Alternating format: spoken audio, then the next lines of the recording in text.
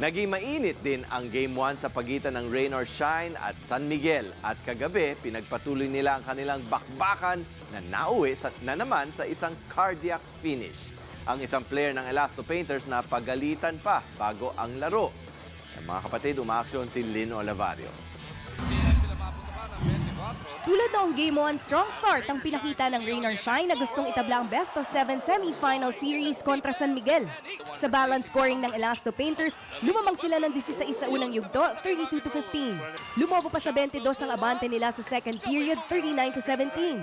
Sa kabila ng 13 puntos ni Junmar Fajardo sa yugto, yamado pa rin ang Rain or Shine sa halftime, 49-34. Naitala ng Elasto Painters ang kanilang pinakamalaking lamang na 25 points sa third quarter, 59-34. Pero unti-unting nakadikit sa pito ang Beermen 63-56 sa pangunguna ni Alex Cabagnot na kumamada ng 11 puntos sa yugto. Pero muling lumayo ang mga bata ni Coach Yenggao 79-65. Sa payoff period, hindi pa rin sumuko ang San Miguel sa pagkatay ng lamang. Inimpose ni The Kraken ang kanyang lakas at kumamada ng 14 puntos sa yugto.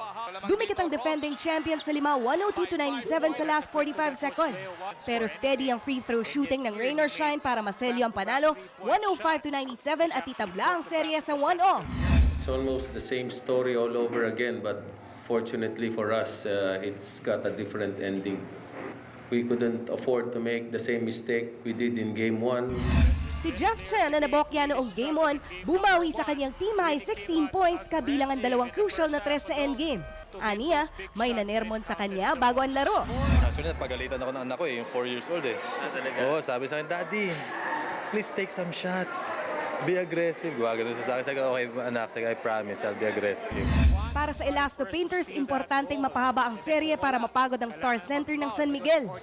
Junmar is almost unstoppable, but we just need to keep him working. If this series goes to Game 7, we're trying to give him hell for 7 games. No? Matapos ang 36 points at 18 rebounds noong Game 1, Kayod Marino na naman ang two-time MVP kagabi sa kanyang 38 markers at 17 boards. Pero giit niya, hindi ito ang oras para mapagod. Napapagod din ako. Kasi yung bibigat ng kalaban, tapos heavy minutes ako eh. So, hindi reason yan eh.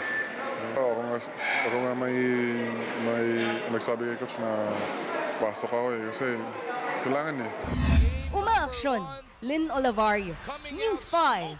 Sure to come back. Use 5 everywhere. Copyright 2016.